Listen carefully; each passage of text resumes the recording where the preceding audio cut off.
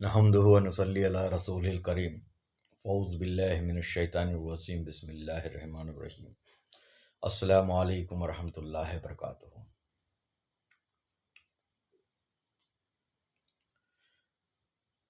अल्लाह का हज़ार शुक्र है कि उसने हमें अदम से वजूद में लाया, और वजूद अता करने के बाद भी यह उसका हज़ार शुक्र है कि उन्होंने इस गुनहगार को हज़रत सूफ़ी अब्दुर्रहमान ख़ां अलैहि रहमा आपके खिदमत में भेजा,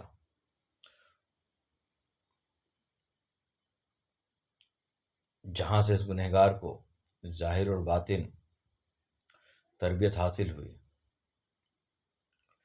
तो आज की जो बात मैं आप लोगों से कर रहा हूँ, ये हमारे मिलने वाले हैं हज़रत सूफ़ी सलीम भाई। उन्होंने आज बातचीत की तो उनका एक सवाल रहा कि हम अपनी ज़िंदगी में ऐसा कौन सा अमल करें, किस तरीके से अपनी ज़िंदगी को बिताएं, ताकि जिस बात की बात जो है सभी करते हैं कि हमको अल्लाह की मार्फत हासिल करनी है और अपने आप को तैयार करना है उस दिन के लिए जब सभी लोगों का हिसाब किताब होगा। तो मेरी बातचीत तो सलीम भाई से हुई, लेकिन मामला ऐसा है कि जब लोग बातचीत करते हैं तो जो आदमी सुनता है तो उसका 30 से 40 पैसा ही उसके दिमाग में रुकता है, बाकी तो हवा हो जाती है। और चूंकि सलीम भाई जो हमारे हैं, उनका नाम मेरे दिल के बहुत करीब हमारे बड़े भाई हज़रत सूफ़ी सलीम साहब जब्बारी आपके नाम से मिलता है, तो एक ख़ास जगह ये सलीम भैया मेरे लिए रखते हैं, जिन्होंने मुझसे सवाल किया था।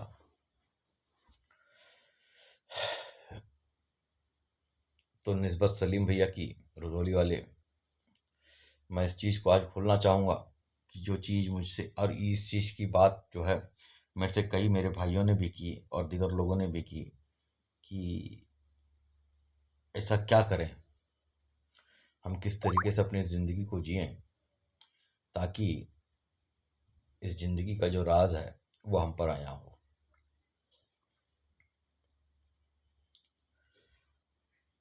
पहली बात तो, मैं कोई सिखाने वाला नहीं हूँ, मैं खुद सीखने वाला हूँ।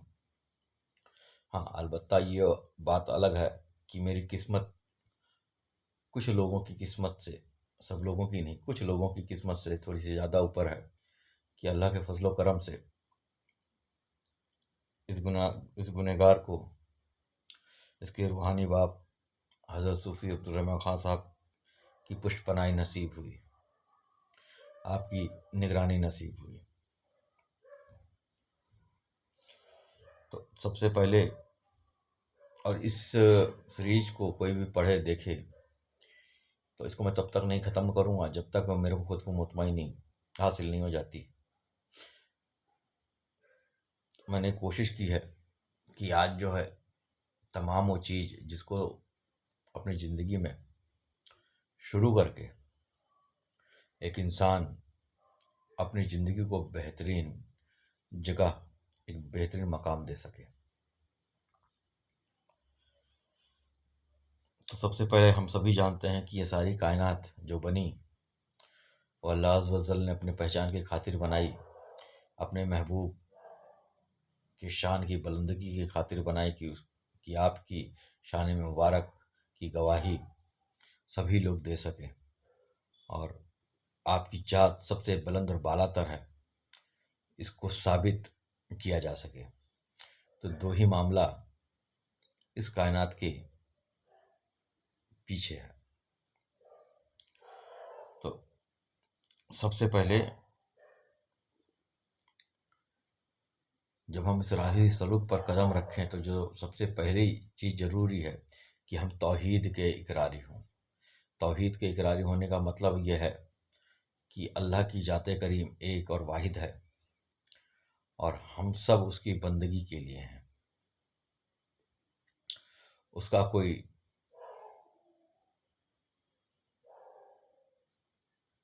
सानी नहीं है,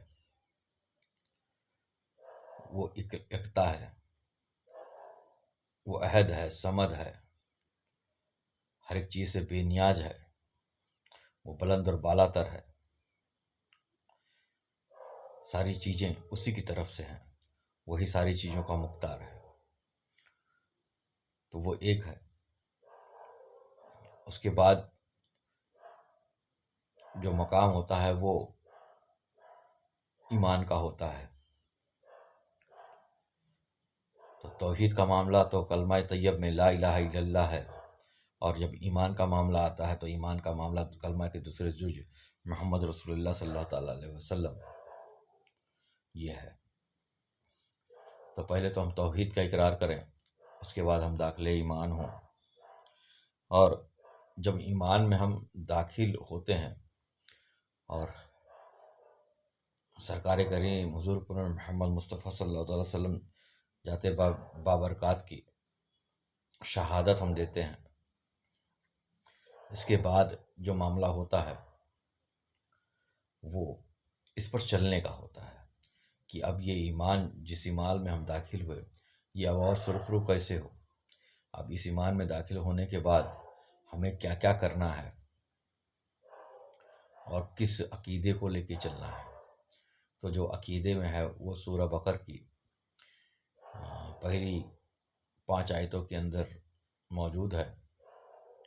पहली बात तो हम लाएं ईमान गैब पर, जो जाहिर है वो तो है ही है, इसके अलावा भी कुछ है। तो पहला ईमान लाएं हम गैब पर, क्योंकि गैब भी वो कुंजी है जहाँ से कलमा तैयब के दूसरे जुज का रास्ता खुलता है। हम सलात को कायम करें, जो चीज़ हमें रब की तरफ से मिली है हम उसकी राह में उसे खर्च करें। तो हमें रब की तरफ से जो सबसे पहली चीज़ मिली है वो है वक्त। तो सबसे पहले तो हम अपने वक्त को उसकी राह में खर्च करें।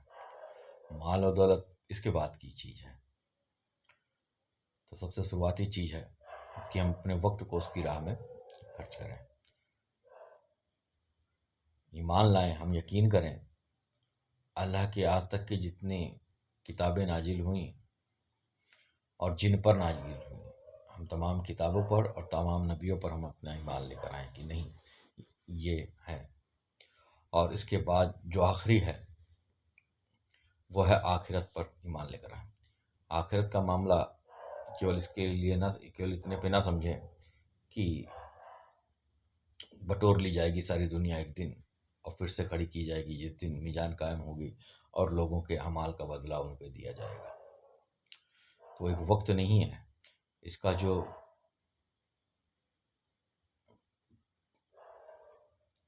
कुल है, इसका जो दिल है वो ये है कि आपको आपके अमल का बदला दिया जाएगा, कि आपके हर अमल का बदल आपके लिए रखा हुआ है, वो चीज़ आपको मिलेगी। तो एक ईमान इस पर है कि हम जो कर रहे हैं, हमारा जो अमल है उसका एक बदल हमको मिलेगा। तो ये 5 चीज़ों पर यकीन रखना ये आपके ईमान को मुकम्मल करेगा। जो ईमान आप लेकर आए, अब इस ईमान को किस तरीके से लेकर चलना है, तो इस 5 चीज़ों का हिसाब किताब आपको रखना है। पहली चीज़ गैब पर ईमान लाना है, दूसरी सलात को कायम करना है, तीसरी आपको तमाम नबियों पर, तमाम उन पर नाजिल होने वाली किताबों पर ईमान लाना है। चौथी चीज़ जो आपको मिला है, सबसे पहले जो मिला है आपको टाइम है, आपको ज़िंदगी है, ज़िंदगी में आपको समय मिला है, उस समय को राह खुदा में खर्च करना है। पाँचवीं चीज़ जो है वो है आखिरत पे ईमान लाना है कि एक दिन हम सबका हिसाब होगा। इस 5 चीज़ों को एकदम पुख्तगी के साथ में पकड़ो। ये वो गोल्डन रूल्स हैं या गोल्डन ऑब्लिगेशंस हैं। तो इसको नक्श कर लो अपने दिमाग में, अपने दिल पर कहीं। इसके बाद ईमान के बाद जो मामला होता है वो मामला होता है इस्लाम का। अब आप दाखिले इस्लाम हो गए। इतना होने के बाद जब ये सब कुछ आपने मुकम्मल कर लिया, नक्श कर लिया, अब आप दाखिले इस्लाम हो। इस्लाम का मामला जो है वो करने से होता है। अब यहाँ पर आपको करना है, तो करने के लिए आपके पास क्या क्या है, हाँ, क्या करना है। तो अब ये जो ऊपर की 5 चीज़ें हम जिक्र कर चुके हैं। गैब पर ईमान लाना है तो उसमें करना कुछ नहीं है। हाँ, आज तक की किताबों पर, नबियों पर ईमान लाना है, उसमें भी करना कुछ नहीं है। अब करना किस में है, हाँ, टाइम को खर्च करना है, करना उसमें भी कुछ नहीं है। टाइम देने से भी, कि जो वक्त मेरे को मिला है उस वक्त को मैं राह खुदा में खर्च करूँ, करना उसमें भी कुछ नहीं है। करने के लिए केवल 2 मुद्दे बचते हैं कि करना हमको क्या है। नंबर 1 करना है कि अपने क्या कहते हैं, सलात को कायम करना है, इसमें आपको करना है। और दूसरा नुक्ता निगाह आखिरत की, कि हर एक अमल का बदल आपको मिलना है, तो अमल को कुछ ऐसा करना है कि उसका जो बदल मिले वो भी आपको नेकी ही मिले। तो आपकी तवज्जो जो है करने के ऊपर इन 2 चीज़ों पे होनी चाहिए, और यही दोनों चीज़ों को बहुत अच्छी तरीके से करने का नाम ही इस्लाम है। अब नमाज बात आती है, सलात को कायम करना है। तो सलात को अगर कायम करने की बात आती है तो उसमें देख करके नमाज को अदा करने की बात है, अनदेखे नहीं, देखना है। और जब देखने की बात आ जाती है, दिखता होगा, तभी तो कहा गया है कि देख कर कर। तो ये देखना शब्द है, ये एहसान है। तो जब ईमान, इस्लाम और एहसान, ये तीनों चीज़ें इकट्ठी हो जाएंगी, तब आपका दीन मुकम्मल होगा। अब दीन मुकम्मल हुआ, और जब दीन मुकम्मल हुआ तब आपके ऊपर हज, रोज़ा, नमाज, ज़कात, ये सब चीज़ें फ़र्ज। अब इनको भी करो, लेकिन सबसे पहले तो अपने दीन को मुकम्मल करो। दीन मुकम्मल होगा ईमान से, दीन मुकम्मल होगा सलात कायम करने से, दीन मुकम्मल होगा देखने से, यानी कि एहसान से।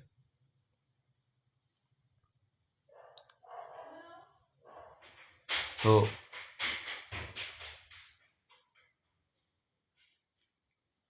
दिखेगा कैसे, इसके लिए आप अपने पीर से दरियाफ्त करें, आप अपने पीर से दरियाफ्त करें।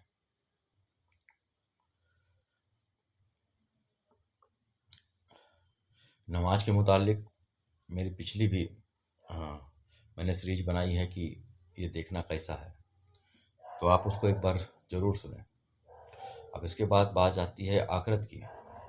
तो ज़िंदगी को कैसे जीना है, ज़िंदगी में अमल हमारे कैसे हैं, उसका बदल हमको कैसे मिलेगा। तो ये जो बदल मिलने वाली बात है वो 3 तरीके की है, कि हमको बदल कैसे कैसे मिलेगा। तो पहली पहली बात तो यह है कि आप जो करते हो, हमारे जो अमल है, हमको उसका जो रिज़ल्ट है इसी दुनिया में मिलेगा। दूसरा जो हिस्सा है वो हमको मिलेगा कब्र के अंदर, जब हम कब्र की ज़िंदगी जी रहे होंगे तो वो कब्र के अंदर हमको मिलेगा। और तीसरा जो है कि जब क़यामत होगी और मीज़ान कायम होगी, और तीसरा मिलना हमारा उस दिन का है कि जो अमल का बदल मिलेगा। तो इसमें से जो आखिरी तो है कि कब्र के अंदर की ज़िंदगी और क़यामत के बाद के समय में जो बदल हमको मिलना है, उस पर हमारा कंट्रोल अभी नहीं है, हम उसको प्रमाणित नहीं कर सकते। लेकिन जो बदल हमको आज अब इसी जीते जी मिलना है, हम उसको दुरुस्त कर सकते हैं। तो हमारे अमल ज़िंदगी में ऐसे हों कि हमको जो रोज़ाना ज़िंदगी में जो बदल मिले, वो बदल हमारे लिए फ्रूटफुल हो, वो हमारे लिए मीठा हो। तो इसके लिए अगर हम मीठा बदल चाहते हैं आज, फ्रूटफुल बदल चाहते हैं आज, अपने खुशी को, अपने सुकून को आज चाहते हैं, तो आज हमारा अमल ऐसा होना चाहिए जो कि हमें सुकून देने वाला हो। लोगों का कहना है कि गैर मुस्लिमों के लिए जो इनाम है वो दुनिया है, और अहले ईमान के लिए जो इनाम है वो आखिरत है। गोया यह बात सही है, लेकिन ऐसा नहीं है कि अहले ईमान के लिए ये दुनिया केवल सजा है। अगर ये दुनिया केवल सजा होती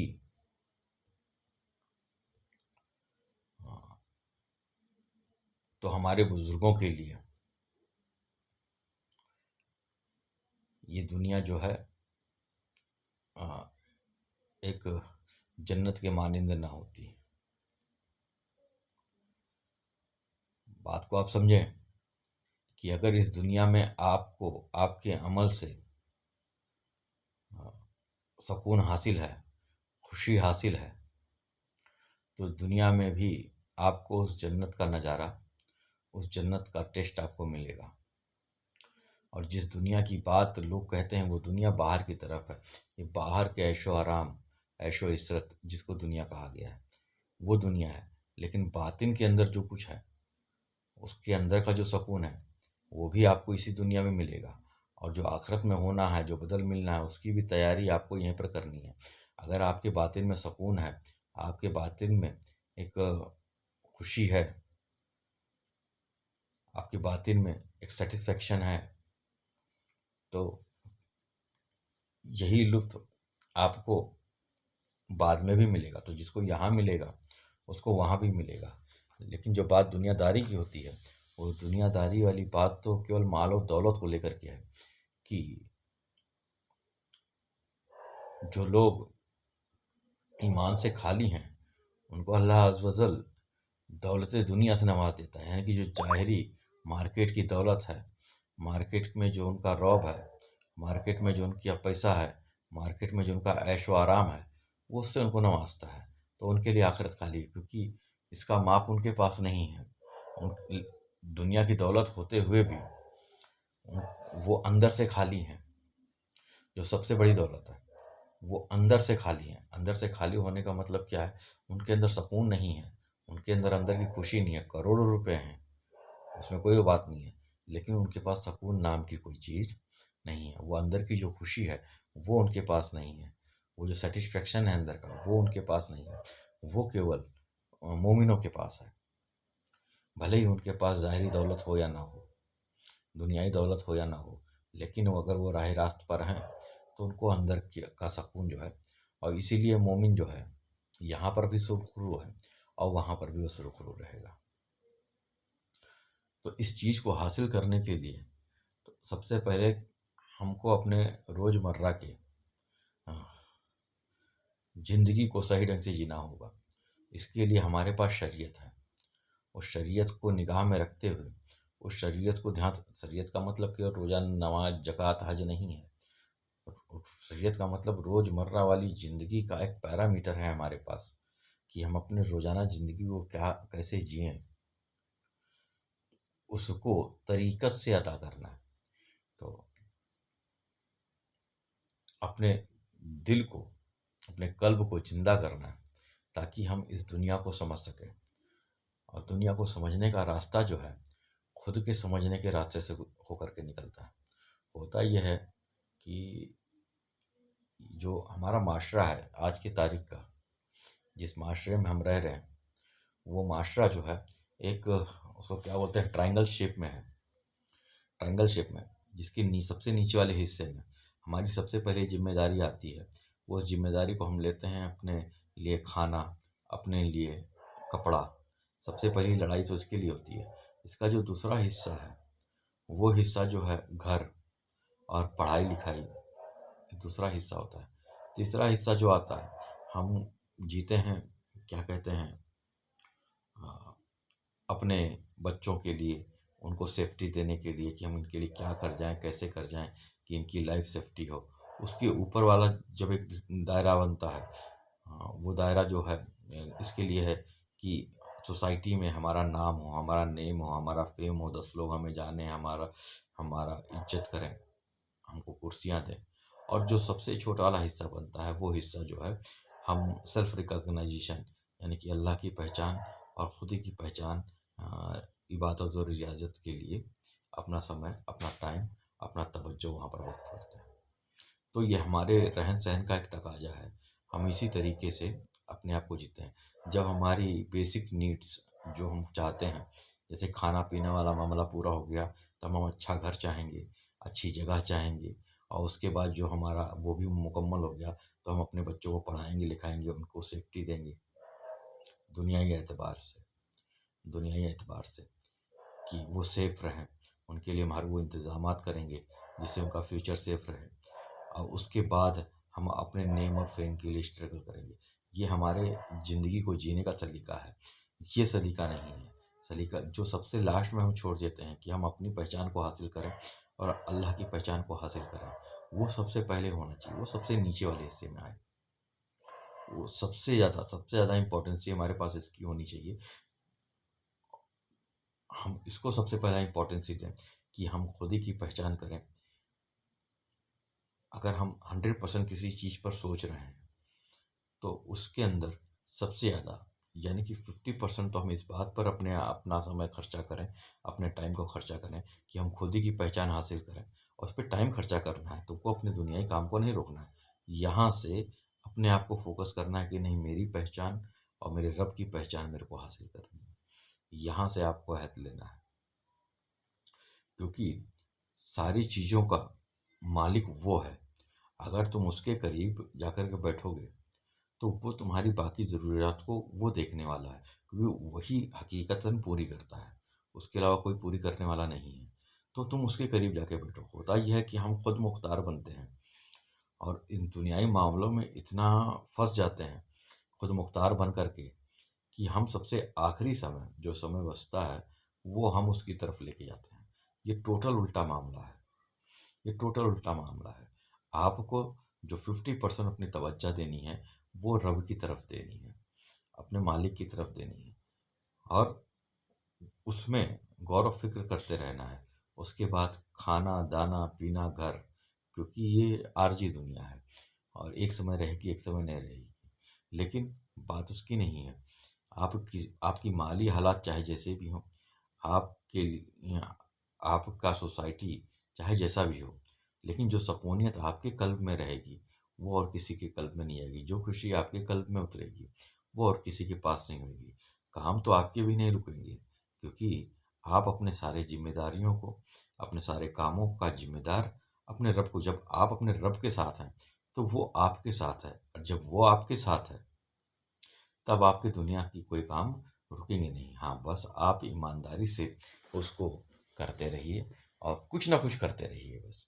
बाकी सारी चीज़ों को मुकम्मल करने का वादा उसका। ये मेरी बात है। हमारे हज़रत ने एक बार कहा हमसे कि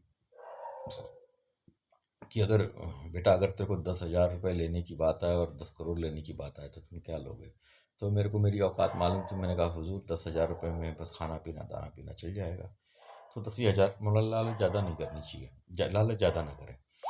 तो इस पर उन्होंने कहा कि बेटा नहीं, 10 करोड़ की तरफ निगाह रख।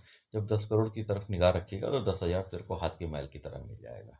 तो अपनी ज़िंदगी में जो उन्होंने समझाया था, अपनी ज़िंदगी में जो मामला रख, वो बड़ी चीज़ की तरफ रख। यहाँ पर जो बड़ी चीज़ है, जिसका अहद लेके तू आया है, कि रब की पहचान, अल्लाह की पहचान हासिल कर, और उसकी पहचान का रास्ता तेरी अपनी खुद ही की पहचान से होकर के निकलता है।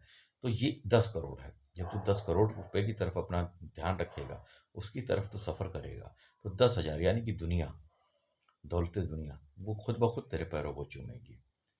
तो अपना फोकस जो है, उस 10 करोड़ की तरफ रखो। अब सबसे पहली बात तो, अगर राह सलूक में कुछ पाना चाहते हो, तो उसका जो सबसे पहला मामला है, वो तौहीद, ईमान, इस्लाम और एहसान, ये चारों से होता हुआ, ये चार तो बड़ी मेन चीज़ें हैं, है ना? और जो इस्लाम में जो करना है, करने का मामला आ गया, आपके रोज़मर्रा के अमल और नमाज का कायम रखना। ये सलात को कायम करो। सलात बहुत ही इम्पोर्टेंट चीज़ है, ये दीन का सतून है। अगर नहीं कायम कर पा रहे हो, तो इस राह में तुम्हें कुछ हासिल नहीं। हाँ, सलात को कायम करने के जो तौर तरीके हैं, वो सबको मालूम है। इसकी जो राज़ो नियाज़ की बातें हैं, उसको आप अपने पीर से दरियाफ्त कीजिए कि हकीकत में सलात को कायम कैसे किया जाए, और इस मामले में मैंने पूरी एक सीरीज बना रखी है, आप उस पर गौर कर सकते हो। अब इसके बाद की जो बात आई, वो बात है कि हम अमलन कैसे करें। देखिए, बात ऐसी है कि हर एक इंसान अपने नफ्स के साथ में पैदा हुआ, और नफ्स की खासियत जो है वो शैतानी है। तो अगर हम उसको नहीं दबाएंगे, उसको नहीं कंट्रोल करेंगे, तो हमारे से जो कार्य होंगे, हमारे से जो काम होंगे, वो शैतानियत वाले ही होंगे। अब उसको पहचानना, अपनी नफ्स को हमेशा पहचानते रहना और अपने नफ्स को सुधारते रहना, ये हमारा अमल है और यही हमें करना है। अब उसको सुधारने का काम कैसा है? जिस चीज़ से आप अपने नफ्स को रोकोगे, तो आपका नफ्स जो है अ, उसकी तरफ और दौड़ेगा। तो उसको जो तोड़ने का तरीका है, वो ज़िक्र और अज़कार हैं कि जो फ़र्ज़ इबादतें हैं, उनको करते हुए नफ़ली भी करना। नफ़ली करने से कई सारे ज़िक्र हमें बुज़ुर्गों के द्वारा ऐसे मिले हैं कि उनके साथ में रहते जो नफ्स है, वो अपने आप जो है आपका अ, कमज़ोर होता एक दिन पूरी पाकीज़गी में आ जाएगा, है ना? एक दिन पूरी पाकीज़गी में आ जाएगा। तो वो ज़िक्र और अश्गाल की बात मैं करने की कोशिश कर रहा हूँ कि ऐसा कौन-सा ज़िक्र है। देखिए, अल्लाह की पहचान का जो मामला है, वो तो यूँ है कि अगर कोई कमाल के दर्जा पे पहुँचा हुआ बुज़ुर्ग है, उसकी एक निगाह पड़ जाए, तो वो पर्दा यूँ एक चुटकी बजाते हुए हल हो जाता है। लेकिन यहाँ पर मैं इसकी बात नहीं कर रहा, मैं एक रास्ते की बात कर रहा हूँ, जो रास्ता मेरे को मेरे सरकार से अता हुआ। तो आपने फरमाया कि ज़िक्र करते हुए, ज़िक्र के 4 तरीके हैं। इन चारों तरीके से आप उस ज़िक्र को लगातार करते रहें, लगातार करते रहें।